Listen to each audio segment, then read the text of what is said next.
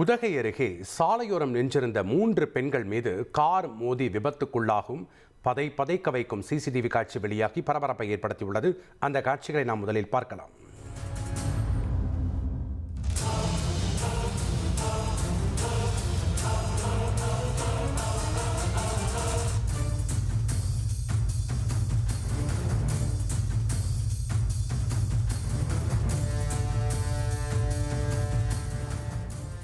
கூடுதல் தகவல்களை வழங்குகிறார் செய்தியாளர் வில்லியம். வணக்கம் வில்லியம், இந்த விபத்து எப்போ நடைபெற்றது?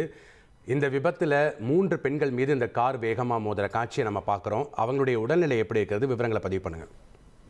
வணக்கம். நீலகிரி மாவட்டம் உதகை அடுத்துள்ள கக்கொச்சி கிராமத்தில் அன்றாடம் மக்கள் சந்திக்கும் ஒரு அங்காடி அங்கு செயல்பட்டு வருகிறது.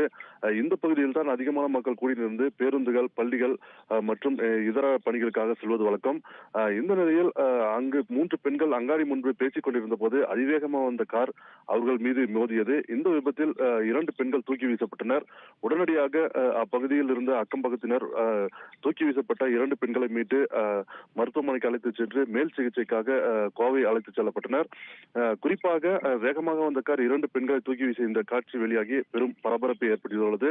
முதற்கட்டமாக ஓட்டுநரின் பிரேக் ஷூ அடியில் தங்களது காலணி மாட்டிக்கொண்டதால் பிரேக் பிடிக்கவில்லை என்ற முதற்கட்ட தகவல் வெளியாகியுள்ளது.